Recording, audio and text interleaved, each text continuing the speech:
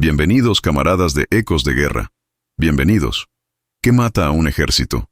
Las balas, sí. Los cañones, por supuesto. Pero la historia nos ha enseñado que los enemigos más letales son a menudo invisibles. Son la disentería, el tifus, el cólera, el frío, la desesperación. A menudo, un ejército no es derrotado. Simplemente colapsa desde adentro hacia afuera, pudriéndose por la enfermedad, el hambre y la moral rota. En esos momentos, cuando la logística falla y los manuales de estrategia se vuelven inútiles, la salvación no viene de un general con un mapa, sino de un tipo de genio completamente diferente. La historia que están a punto de escuchar es sobre un colapso así. Un ejército entero, atrapado, muriendo no por el enemigo, sino por sus propias heridas y por los elementos.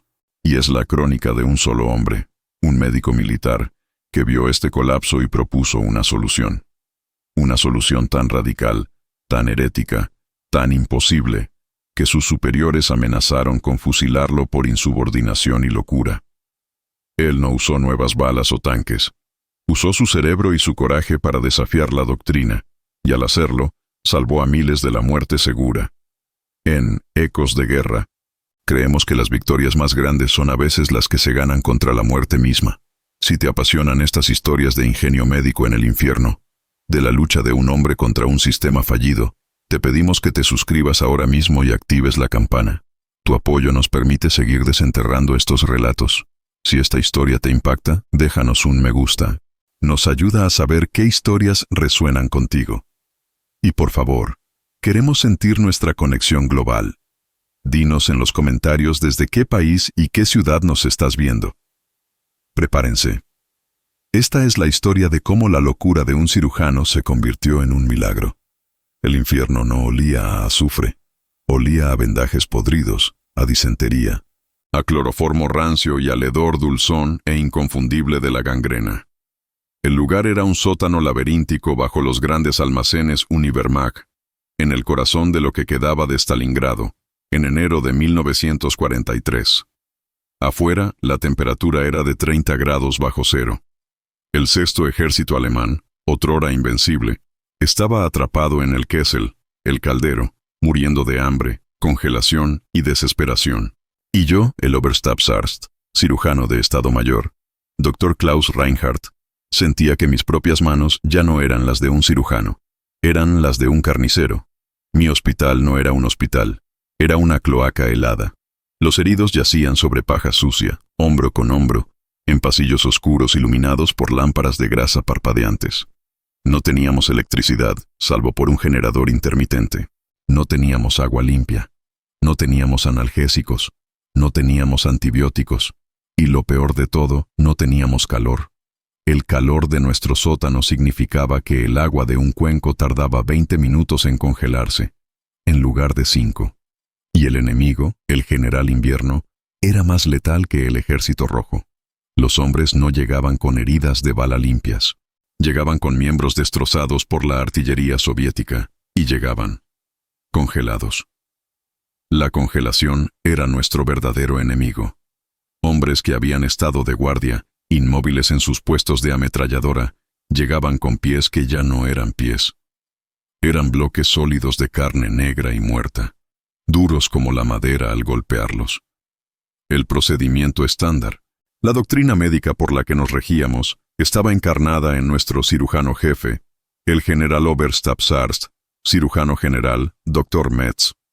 Metz era un prusiano de la vieja escuela, un hombre que creía en el manual por encima de todo. Y el manual era claro: la congelación severa es gangrena. La gangrena se extiende. Para salvar la vida, se debe amputar el miembro. Y rápido. Así que el sótano del Univermag se convirtió en una fábrica de amputaciones. El sonido principal de nuestro hospital no eran los gemidos. Muchos hombres estaban demasiado débiles para gemir, sino el set, set, set, agudo y rápido de la sierra de Gigli, la sierra de alambre que usábamos para cortar el hueso. Metz era incansable. «¡Amputieren!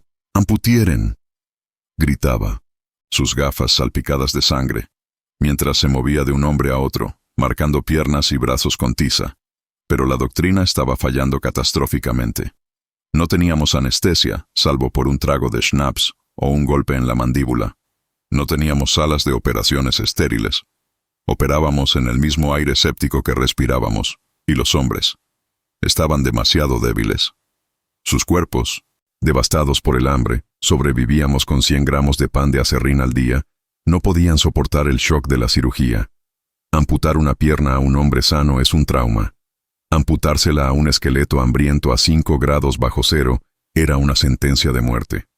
Morían en la mesa por el shock, o morían 12 horas después, de una infección galopante en el muñón. La tasa de supervivencia post-amputación en nuestro hospital era...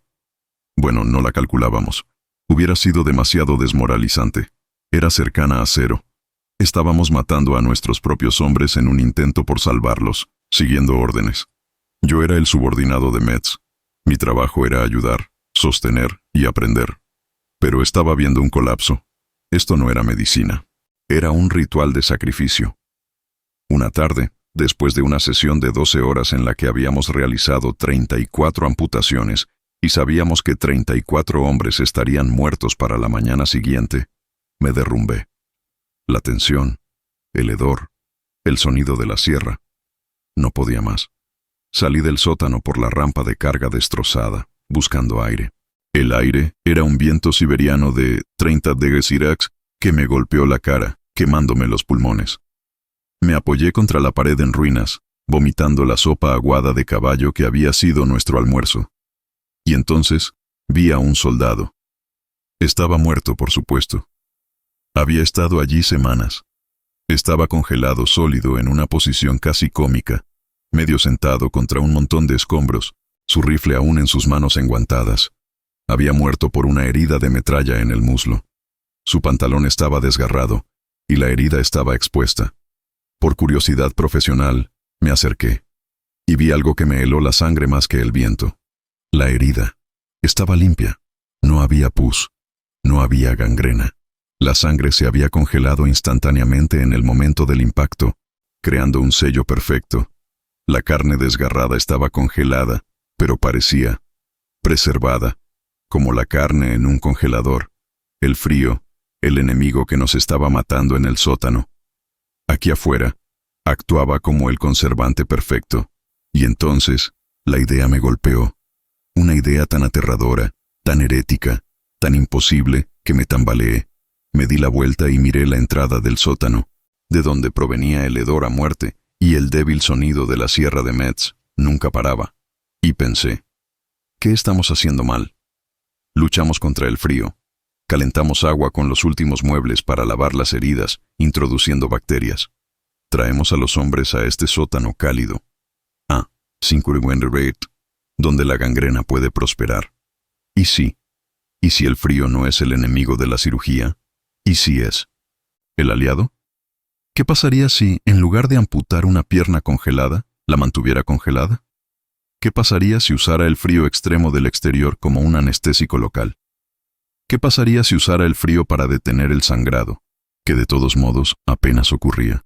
¿Qué pasaría si, en lugar de cortar, pudiera realizar una cirugía real, quitar la metralla, limpiar el hueso, en un miembro congelado, y luego intentar descongelarlo lentamente?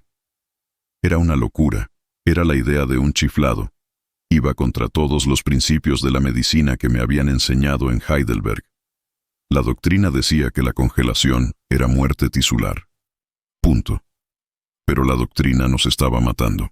La pila de piernas y brazos congelados detrás de nuestra tienda crecía cada día, un monumento a nuestro fracaso. Corrí de vuelta al sótano, mi mente ardiendo con una energía que no había sentido en meses.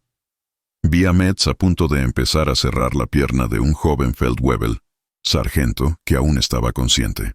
¡Deténgase!, grité. Mi voz resonó en el sótano. Metz y todos los demás se congelaron. Me miraron como si estuviera loco. Generaloberstabsarzt, jadeé corriendo hacia él. Tengo una idea, una estrategia. Creo que podemos salvarle la pierna. Metz bajó la sierra lentamente. El Generaloberstabsarzt, Dr. Metz, bajó la sierra de Gigli, su mano deteniéndose a medio camino de la pierna ennegrecida del Feldwebel. El sonido de la sierra, El det, que se había convertido en la banda sonora de nuestro fracaso, cesó. El silencio que llenó el sótano fue repentino, pesado, roto solo por el goteo del hielo derritiéndose en el techo lejano y el gemido ahogado del hombre en la mesa. Metz se volvió hacia mí, lentamente. Era un hombre imponente, incluso en su uniforme médico manchado y desgastado.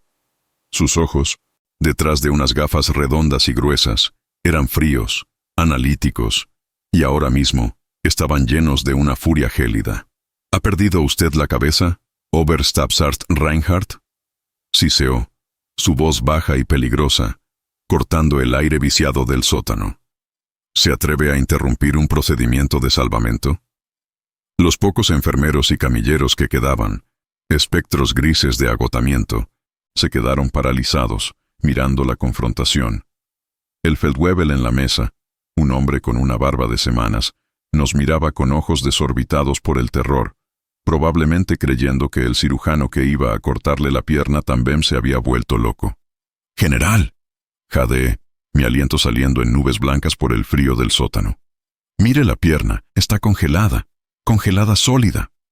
«Por supuesto que está congelada, idiota», espetó Metz. «Es una congelación de 4º grado. Es gangrena. El manual es explícito. Debemos amputar por encima de la línea de necrosis antes de que la sepsis lo mate. Muévase de mi camino». «No», insistí, dando un paso adelante, interponiéndome entre Metz y el paciente. Fue un acto de insubordinación impensable. «Mire, está congelada». «Y eso es bueno. Afuera. Acabo de ver a un hombre muerto. Semanas. Y su herida. Está limpia. El frío la preservó. No hay gangrena». La mente de Metz, rígida por la doctrina prusiana, no podía procesar mi lógica. «Está delirando Reinhardt. Está sufriendo de fatiga de combate. El frío es la gangrena. El frío es la muerte del tejido». «No, señor», grité, mi desesperación dándome una audacia que no sabía que poseía. El frío es el enemigo del crecimiento bacteriano. La gangrena gaseosa necesita calor para prosperar. Y nosotros los estamos trayendo aquí. Los traemos a este sótano cálido. Hice un gesto hacia el sótano donde la temperatura era de unos gélidos 5 grados, pero era positivamente tropical comparado con el exterior. Los calentamos lo suficiente como para que las bacterias despierten, y luego en un entorno séptico amputamos. Estamos cultivando la infección nosotros mismos antes de cortar. Y los hombres mueren por el shock y la sepsis que nosotros les provocamos. Metz me miró fijamente, su rostro poniéndose de un rojo intenso bajo la suciedad. ¿Cuál es su estrategia imposible? Entonces, doctor, ¿dejarlos afuera para que se congelen hasta morir? «No», dije, las ideas arremolinándose en mi cabeza, la epifanía tomando forma. «Usamos el frío, no luchemos contra él. Usémoslo como anestesia, como bisturí. Llevemos al paciente. Allí». Señalé hacia la rampa de carga destrozada, donde el viento siberiano entraba aullando, donde la temperatura era de 30 Grindira. Los enfermeros me miraron como si fuera el diablo. «¿Quiere operarlo?» «¿Afuera?», susurró Metz, genuinamente horrorizado. «Sí, no amputar. Operar. Su pierna está congelada. No sentirá nada. El frío evitará el sangrado. Podemos abrir la herida congelada, quitar la metralla, limpiar el hueso. Sin el shock, sin la hemorragia». «¿Y entonces qué, Reinhardt?», se burló Metz. «¿Dejarlo allí como una estatua de hielo?» «No, entonces. Solo entonces. Lo traemos aquí, y lo descongelamos. Lentamente. Con vendas húmedas y calientes. Controlamos la reperfusión. Le damos al tejido una oportunidad de vivir». Metz sacudió la cabeza, su rostro una máscara de desprecio. «Locura. Es una locura absoluta. Va contra todo principio médico conocido. El tejido congelado es tejido muerto. Punto. El manual. Al diablo con su manual», rugí. El estallido fue tan violento que el feldwebel en la mesa saltó. «Su manual está matando a estos hombres. Mire a su alrededor, general. La pila de miembros detrás de esta tienda. La pila de cadáveres en el pasillo. Su método no funciona. 34 amputaciones hoy. y 34 hombres muertos para mañana. Prefiero intentar una locura que salvará una pierna, que continuar con una doctrina que garantiza la muerte. Hubo un silencio terrible. Metz y yo nos miramos fijamente. El cirujano del manual contra el hereje. La sierra de Gigli colgaba de la mano de Metz, brillando débilmente bajo la lámpara de grasa. «Si hago esto», dijo Metz. Su voz un susurro mortal. «Si le permito esta atrocidad, y este hombre muere en la mesa por su experimento, lo fusilaré yo mismo por asesinato, no por consejo de guerra, yo mismo». Era una promesa. «Si sigo su manual», respondí, mi voz igual de fría, «morirá de todos modos, y perderá su pierna primero. ¿Qué tenemos que perder?» Metz miró al Feldwebel. El hombre, que había estado escuchando todo con un terror absoluto, miró a Metz. «Por favor, general», susurró el Feldwebel. «No, no corte. Deje que lo intente. Por favor». La súplica del hombre fue el golpe final. La fe del paciente se había transferido, en un instante, del manual a la locura. Metz, derrotado, arrojó la sierra de Gigli sobre una bandeja de metal con un estrépito. «Que así sea. Doctor Reinhardt, prepare su matadero, al aire libre, y que Dios se apiade de su alma, porque yo no lo haré». No perdí ni un segundo. «Enfermeros», grité, «muevan la mesa, a la rampa de carga, ahora. Traigan todas las lámparas de grasa que tengamos, y traigan el schnapps». La loca estrategia estaba en marcha. Íbamos a operar en medio de una ventisca, a 30 grados bajo cero. Mover la mesa de operaciones fue una escena sacada de una pesadilla. Los dos enfermeros, sus rostros pálidos y esqueléticos bajo la luz parpadeante de las lámparas de grasa, empujaron la camilla metálica oxidada. Las ruedas chirriaban contra el suelo de piedra, un sonido agudo que cortaba los gemidos distantes de los moribundos. El Feldwebel, sargento, en la mesa, nuestro primer sujeto experimental, temblaba incontrolablemente, sus ojos muy abiertos y fijos en mí, suplicando. Me veía como un salvador o como un verdugo loco. No lo sabía, y quizás no había diferencia. Llegamos a la rampa de carga. La boca abierta del sótano que daba al mundo exterior. El viento siberiano nos golpeó como un puño sólido. No era un viento. Era una pared de cuchillas de 30 galones que te robaba el aliento, te quemaba los pulmones y convertía la saliva en hielo instantáneamente. «Lámparas, aquí, formen un círculo», grité por encima del aullido del viento. Los enfermeros, tiritando violentamente, intentaron proteger las llamas débiles de sus lámparas de grasa con sus propios cuerpos, creando un charco de luz parpadeante y enfermiza sobre la camilla. Este era nuestro quirófano, un escenario del infierno de Dante. El doctor Metz se quedó atrás, en el umbral, una silueta alta y oscura enmarcada por la relativa calidez del sótano. No cruzó la línea hacia el frío extremo. Se quedó allí, con los brazos cruzados, observando. Era un juez esperando una ejecución. Era la encarnación de la doctrina, observando cómo la herejía se preparaba para fracasar. «Un trago más de schnapps», le ordené al enfermero más cercano, señalando al Feldwebel. El enfermero destapó un frasco y vertió el líquido áspero en la boca del hombre, que tosió y gimió. Sería toda la anestesia que tendría, además del frío. Me incliné sobre la pierna. Era grotesca, hinchada, negra como el carbón y dura como el granito. La herida de metralla era un cráter feo, lleno de fragmentos de uniforme y tierra congelada, todo sellado en una masa sólida de sangre helada. Saqué mi bisturí, acero de Solingen, mi orgullo. Lo coloqué contra la piel ennegrecida, justo por encima de la herida, donde planeaba hacer la incisión para explorar. Empujé. La hoja no se hundió. La piel era como madera petrificada. Empujé con más fuerza, con todo el peso de mi hombro. La punta del bisturí se deslizó, arañando la superficie sin cortar, con un sonido horrible, como raspar un hueso. No podía cortar. La carne estaba demasiado congelada. Oí una risa ahogada detrás de mí. Era Metz. Un problema de herramientas, Dr. Reinhardt. Tal vez su brillante estrategia requería un hacha. Su sarcasmo me golpeó, pero tenía razón. Mi herramienta de precisión era inútil contra la armadura de la naturaleza. El pánico me inundó. ¿Me rendiría ahora? Delante de él, jamás. Miré mi bandeja de instrumentos. El bisturí no. ¿Entonces qué? El juego de amputación. Allí estaba, el cincel quirúrgico de media caña y el mazo de metal pesado. Herramientas que Metz usaba para cortar hueso. Yo las usaría para cortar carne. Agarré el cincel y el mazo. Esto ya no era cirugía. Era escultura en hielo. El Feldwebel vio las herramientas y sus ojos se abrieron con un terror fresco. «¡Sosténgalo!», le grité al enfermero. «¡Con fuerza!». Coloqué el borde afilado del cincel sobre la línea donde quería cortar. Levanté el mazo. «Dios, perdóname», susurré. Y golpeé. ¡Toc! Un sonido sordo, seco. No hubo el sonido húmedo de la carne cediendo. Hubo el sonido de madera dura partiéndose. Un fragmento de piel y grasa subcutánea congelada, de un color amarillo serio, saltó y aterrizó en la nieve.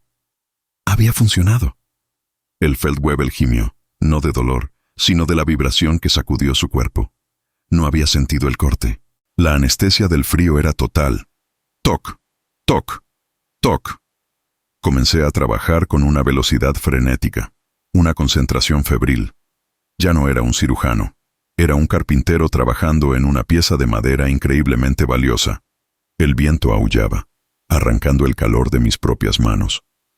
Podía sentir mis dedos, incluso dentro de los guantes de seda y goma, volviéndose torpes, de madera. Tenía minutos, no horas, antes de que mis propias manos se congelaran y fueran inútiles. Toc, toc. Abrí la herida, cincelando a través de la fascia congelada y el músculo duro como una roca. Y entonces lo vi. Cero, sangrado, nada. Ni una gota de sangre brotó de la incisión. El frío era el torniquete perfecto. Era un campo quirúrgico sin sangre, el sueño de todo cirujano, hecho realidad en las peores condiciones imaginables. La herida estaba abierta. Adentro era un desastre de metralla y hueso destrozado. «¡Pinzas!», gruñí. Mis dedos eran salchichas torpes. El metal helado de las pinzas se pegaba instantáneamente a mis guantes. Agarré el primer fragmento de metralla, un trozo dentado de un proyectil de mortero soviético. Estaba incrustado, congelado en el músculo. Tiré. No se movió. «¡Más fuerte!», me grité a mí mismo. Apoyé mis pies y tiré con toda la fuerza de mi brazo. Hubo un crujido repugnante, el sonido del hielo rompiéndose, y el fragmento salió, llevándose consigo trozos de músculo congelado. Lo arrojé a la nieve. Siguiente. El Feldwebel comenzó a gemir, no de dolor, sino del tironeo y la vibración. Estaba sufriendo un shock por el procedimiento, a pesar de la falta de dolor. «¡Schnaps! ¡Más schnaps!», le grité al enfermero.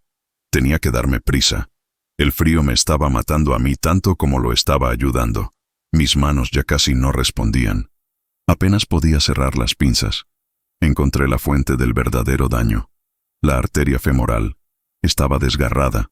Un desgarro feo. Si esta herida se hubiera producido en verano, el hombre se habría desangrado en 2 minutos. El frío que había causado la congelación también le había salvado la vida al congelar la sangre antes de que pudiera escapar. Pero ahora, ¿qué hacer? No podía suturar. Mis dedos no podían sostener una aguja. El hilo de sutura, quebradizo por el frío, se rompería. Miré el vaso desgarrado. Pinza hemostática, grande, una Klemmer. Un enfermero me la puso en la mano entumecida. Con un movimiento torpe y desesperado, logré agarrar el extremo desgarrado de la arteria y cerré la pinza. Clic. «¡Déjala!», le grité a nadie en particular. Dejaría la pinza dentro de la herida. No había otra opción. Limpié los últimos fragmentos de hueso suelto. La herida estaba limpia, quirúrgicamente limpia, aunque brutalmente lograda. El hombre seguía vivo. Su respiración era superficial pero constante. «Suficiente», grité por encima del viento. «No puedo hacer más aquí. Mis manos están acabadas». Miré mis manos enguantadas. Estaban cubiertas de una escarcha de hielo y sangre congelada. Eran garras inútiles. «Adentro, llévenlo adentro, ahora». Empujamos la camilla de vuelta al calor relativo del sótano, dejando atrás la furia de la ventisca. El Feldwebel comenzó a temblar violentamente, convulsivamente, mientras el aire a 5 de Grigorderte golpeaba su cuerpo expuesto. El doctor Metz seguía allí, en el umbral. Su rostro una máscara ilegible. «Bueno, doctor Milagro», dijo, su voz goteando sarcasmo. «Ha terminado su carnicería de hielo. ¿Ha salvado la pierna? ¿O simplemente ha retrasado la muerte?» Me quité los guantes. La piel de mis dedos estaba blanca como el mármol, los primeros signos de mi propia congelación. «Ahora», dije, mi voz temblando por el frío y la adrenalina, «comienza la verdadera batalla, y es una que su manual tampoco cubre». El paciente estaba en shock, su presión arterial cayendo. Lo habíamos salvado de la gangrena, pero ahora el shock de la cirugía y la hipotermia lo estaban matando. Y peor aún, ¿qué pasaría cuando esa pierna congelada y reparada comenzara a descongelarse? ¿Qué pasaría cuando la sangre caliente volviera a fluir hacia ese tejido muerto? La reperfusión. Un dolor inimaginable. Un shock masivo. La liberación de toxinas del tejido muerto al torrente sanguíneo. Podría matarlo en 1 hora. Metz lo sabía, y me observaba esperando que fallara. «Enfermero», dije, mi mente corriendo más rápido que nunca. «Traigan todos los vendajes de algodón que tengamos, todos, y traigan nieve, nieve limpia de afuera». Metz parpadeó. «¿Nieve? Va a traer la maldita ventisca adentro». «No podemos descongelarlo rápido, general», le espeté. «El shock lo matará. Vamos a enterrar esa pierna en nieve, dentro del sótano. La nieve aquí adentro estará a 0 grados, no a -30. Lo descongelaremos. 1 grado a la hora, lentamente, lo más lento posible». Metz me miró como si hubiera sugerido usar vudú. Empacar una herida postoperatoria en nieve. Era una locura sobre otra locura. Pero antes de que pudiera protestar, me volví hacia el Feldwebel. Estaba muriendo de shock. «¡Sangre!», grité. «¿Tenemos plasma?» «No, señor. Se acabó la semana pasada», dijo un enfermero. «Entonces tráigame un donante, rápido. Su mismo grupo sanguíneo. Vamos a hacer una transfusión directa, de brazo a brazo». La estrategia imposible acababa de entrar en su segunda fase, aún más desesperada. Estábamos luchando contra el manual, contra el invierno y contra el tiempo mismo. La batalla por la cresta de Shuri se convirtió en una leyenda de brutalidad. Duró días que se sintieron como semanas. Y durante ese tiempo, el 76º Hospital de Evacuación dejó de ser un hospital. Se convirtió en una fábrica de supervivencia que operaba bajo 2 filosofías de guerra opuestas, librando su propia batalla interna bajo el mismo techo de lona. En las mesas 1 y 2, el coronel Davenport se convirtió en la encarnación de la medicina de crisis tradicional. Era un carnicero brillante, rápido, eficiente y despiadado. Su sierra Jiggly rara vez descansaba. Él y su equipo salvaban vidas, sí, pero a un costo terrible. Se concentraban en las heridas de torso, las abdominales, las de pecho, heridas que el azúcar no podía curar. Pero para las extremidades, su veredicto era casi siempre el mismo: «Quítenla. No podemos arriesgar la sepsis por una pierna». Su lado de la tienda estaba limpio, rápido, y olía a sangre fresca y yodo. Era un lugar de amputaciones limpias y finales rápidos. Y luego estaba nuestro lado. La esquina del azúcar se había expandido. Ya no era una esquina, era la mitad de la tienda. Se había convertido en un caos pegajoso, organizado y frenético que olía a melaza, a metal oxidado y a sudor. La teniente O'Malley, ahora la mariscal de campo de facto de Tanaka, gobernaba con puño de hierro. Había organizado a las enfermeras y a los médicos residentes reasignados en un sistema de triaje despiadado. Torso, cabeza, estómago. A Davenport. Gritaba sobre el rugido del generador. Cualquier cosa con extremidades destrozadas. A Tanaka. Muévanse, muévanse, muévanse. Trabajamos en turnos de 30 horas. No había día ni noche. Solo un flujo interminable de camillas. Tanaka era el centro tranquilo de este huracán. Se movía de paciente en paciente, sus manos enguantadas cubiertas de un jarabe espantoso de sangre y azúcar, su voz suave cortando el caos. Más presión aquí, teniente. Lave ese fragmento de hueso antes de empacar. La fiebre de la cama 12 está bajando, cambien el vendaje en 2 horas, no en 4. Se convirtió en una leyenda entre los camilleros. Los marines heridos en el frente, incluso en medio de su agonía, empezaban a susurrar: llévenme, llévenme al hombre del azúcar. No dejen que el carnicero Davenport me agarre. Era una elección, Stark.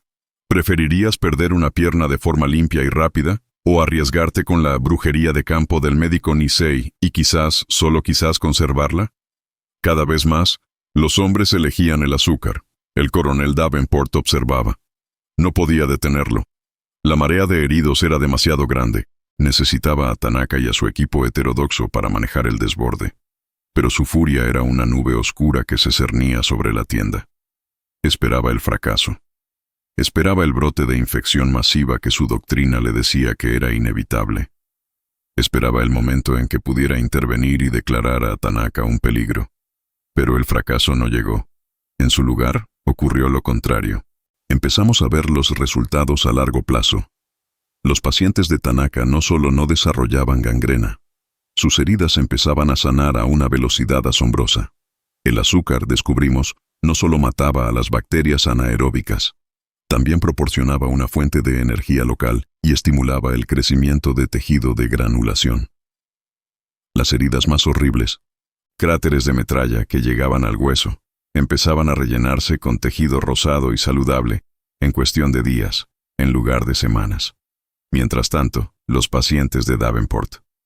Bueno, los que sobrevivían, pero eran muñones.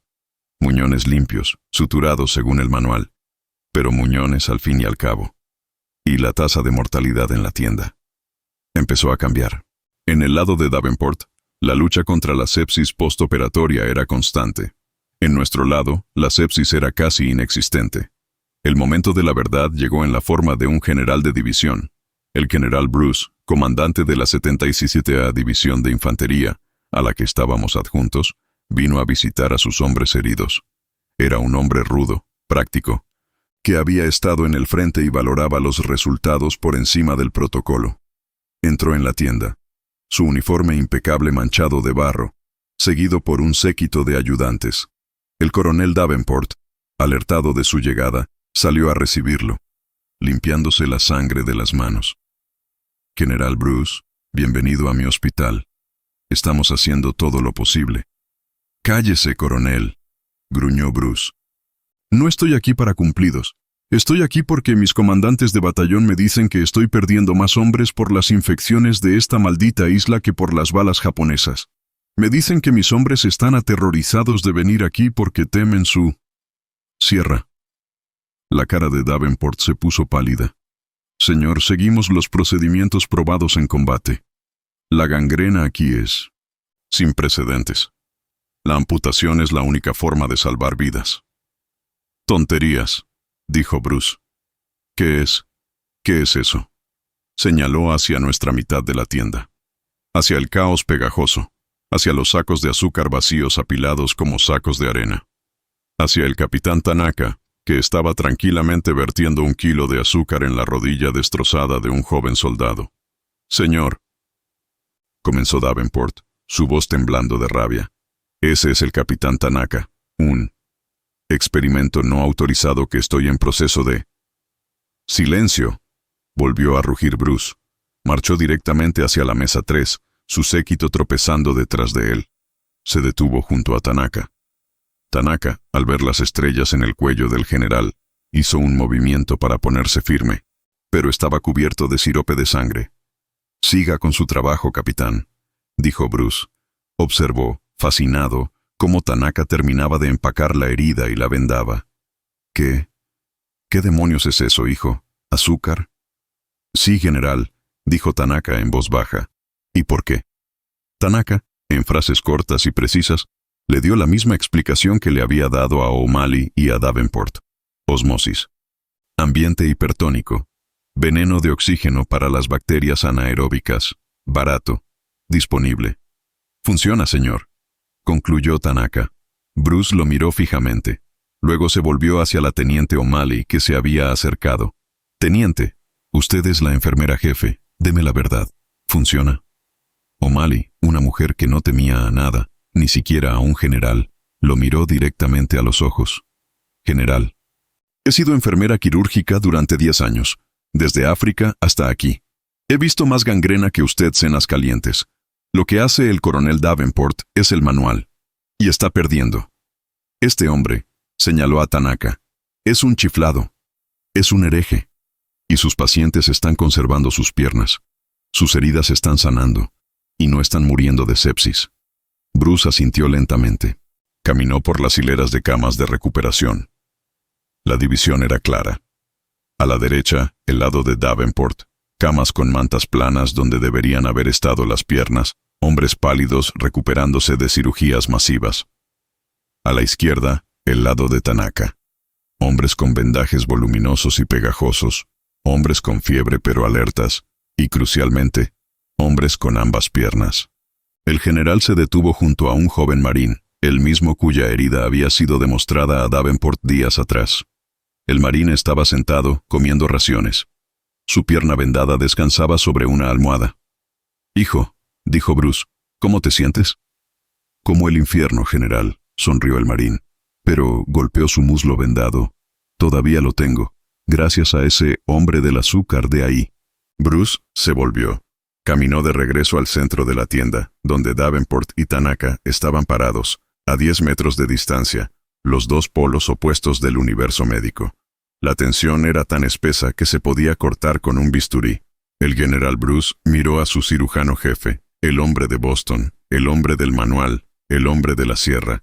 «Coronel Davenport», dijo Bruce, su voz peligrosamente tranquila. A partir de este momento su tasa de amputación no superará el 10%. No me importa cómo lo haga. Si eso significa llenar cada herida en esta isla con dulces, hágalo. Davenport estaba lívido. «General, eso es médicamente irresponsable. Es una locura». «No», rugió Bruce, su voz finalmente explotando. «La locura es cortar las piernas de mis hombres cuando hay una alternativa que funciona. La locura es dejar que el orgullo por su manual se interponga en el camino de salvar un miembro. Capitán Tanaka». Tanaka se enderezó. «Señor, usted ya no está en la esquina del chiflado. A partir de ahora usted está a cargo de todas las heridas de extremidades en este hospital. Su técnica, su loca técnica, es ahora el procedimiento operativo estándar. ¿Está claro?» «Sí, general», dijo Tanaka. «Coronel Davenport», continuó Bruce, «usted se concentrará en las cirugías de torso y aprenderá del capitán. Oh, por Dios, lo enviaré de vuelta a Boston a enseñar primeros auxilios a los Boy Scouts. Estoy harto de enterrar partes de mis hombres». El general se dio la vuelta y salió de la tienda, dejando un silencio atónito a su paso. Tanaka y Davenport se quedaron mirando a través de la tienda, el olor a azúcar y el olor a yodo en guerra. La loca técnica del cirujano de campaña no solo había sido validada, acababa de convertirse en ley. La lona de la tienda de cirugía se cerró de golpe tras la tormentosa salida del general Bruce. En el silencio que dejó, un silencio más pesado y denso que la humedad de Okinawa, el mundo del 77 Hospital de Evacuación se había reordenado sísmicamente. El coronel Davenport, el hombre de Boston, el pilar de la doctrina, estaba de pie junto a su mesa de operaciones estéril, su rostro pálido como el mármol, sus manos de cirujano cerradas en puños inútiles. Había sido humillado, desautorizado y derrotado, no por el enemigo, sino por un capitán Nisei al que consideraba un charlatán peligroso. Su universo, construido sobre el manual de procedimientos, se había hecho añicos. Al otro lado de la tienda, el capitán Hideo Tanaka simplemente se ajustó las gafas, su rostro impasible, aunque sus hombros parecían cargados con un nuevo peso. No había ni rastro de triunfo en sus ojos, solo el reconocimiento sombrío de que la carga de trabajo acababa de multiplicarse por 10. La guerra entre los dos cirujanos había terminado, y el azúcar, el más humilde de los suministros, había ganado. Fue la teniente O'Malley quien rompió el hechizo. Su rostro, curtido por la batalla, se iluminó con una sonrisa feroz, casi depredadora. «Bueno», ladró, su voz de enfermera jefe resonando en la tienda atónita. «Han oído al general. Esto ya no es la esquina del chiflado, es el Palacio del Azúcar, y el capitán Tanaka es el rey. Enfermeras, dividan los suministros. Médicos residentes, ustedes ahora son el equipo de lavado. Camilleros, quiero una línea ordenada aquí». Se volvió hacia el ayudante principal de Davenport, un capitán menor que parecía haber visto un fantasma. «Y usted, capitán, vaya a la radio. Pida al cuartel general de la 10ª Flota. Pida a Intendencia. Pida al mismísimo almirante Nimitz si es necesario. Dígales que el 77º Hospital de Evacuación necesita azúcar, no kilos. Toneladas. Dígales que la pongan en la lista de suministros de prioridad alfa, junto a la munición y el plasma. Ahora». La batalla por la cresta de Shuri continuó rugiendo, y el infierno no amainó. El flujo de heridos se convirtió en un tsunami de camillas, pero el 77 no, era un lugar diferente. El sonido de la Sierra Gigli, el sat-sat, agudo que había sido la banda sonora de nuestra desesperación, se silenció casi por completo. Fue reemplazado por el susurro de los sacos de azúcar siendo abiertos, el chapoteo del agua salina y la voz tranquila de Tanaka, que ahora se movía como un fantasma entre 4 mesas de operaciones, todas dedicadas a su técnica. El coronel Davenport, derrotado pero no destruido, se atrincheró en su especialidad, las cirugías de torso. Era un cirujano brillante y salvó a docenas de hombres con heridas abdominales y pulmonares devastadoras. Se convirtió en el rey de las laparotomías, mientras Tanaka se convertía en el rey de las extremidades. Nunca volvieron a hablarse, excepto para transferir pacientes. La tienda se había dividido por un muro invisible de orgullo herido y azúcar pegajosa. El hospital entero empezó a oler como una confitería grotesca. El suelo estaba permanentemente pegajoso por el jarabe derramado. Tuvimos una invasión de moscas que tuvimos que combatir con redes y humo. Pero la pila de botas y miembros amputados detrás de la tienda de cirugía, que había crecido día a día, dejó de crecer. Las enfermeras quemaron la pila existente en un acto de catarsis sombría, un funeral por la doctrina fallida. Y los hombres vivían. Los hombres conservaban sus piernas. El método de Tanaka, intensivo en mano de obra, requería cambios de vendaje cada 4 horas, día y noche. Era agotador. Era un trabajo sucio y pegajoso. Pero cada vez que una enfermera quitaba un vendaje empapado de jarabe y revelaba, no la carne negra y burbujeante de la gangrena, sino tejido de granulación rosado y saludable, era una victoria. Era un milagro. Cuando la batalla de Okinawa finalmente terminó en junio, los números fueron recopilados. Eran devastadores. Decenas de miles de bajas. Pero las estadísticas del 77º Hospital de Evacuación contaban una historia asombrosa.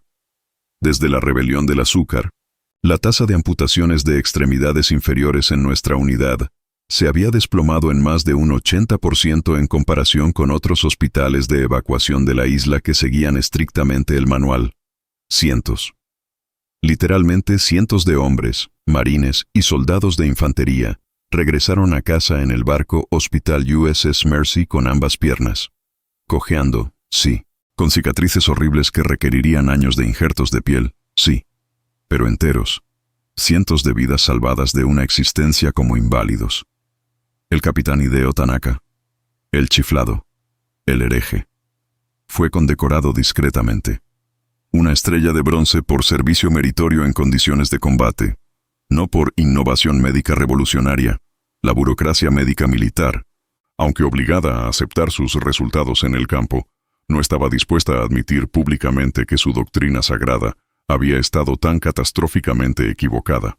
El coronel Davenport fue transferido de regreso a Washington, donde, según escuché, pasó el resto de su carrera escribiendo influyentes artículos sobre la importancia de la esterilización en el campo y la logística de la penicilina, sin mencionar nunca la palabra azúcar. Y el propio Tanaka volvió a su práctica tranquila en Hawái. Había sido el hombre adecuado en el momento adecuado. Un Nisei atrapado entre mundos. Un hombre con la calma fatalista para ignorar a un coronel furioso y la brillantez de recordar la ciencia básica de la ósmosis de sus abuelos, que usaban miel, otra forma de azúcar, para curar heridas en las plantaciones. Su loca técnica, por supuesto, fue olvidada por la medicina militar durante décadas, reemplazada por la nueva era gloriosa de los antibióticos de amplio espectro. Pero hoy, con el aumento de las superbacterias resistentes a los antibióticos, ¿saben qué están redescubriendo los cirujanos de trauma en todo el mundo? La terapia con azúcar, la miel medicinal, la loca técnica del capitán Tanaka. Resulta que la brujería de campo era solo ciencia adelantada a su tiempo. Cientos de hombres caminaron, corrieron y tuvieron hijos porque un cirujano, chiflado, en medio del infierno de Okinawa, tuvo el coraje de desafiar el manual y confiar en un saco de azúcar.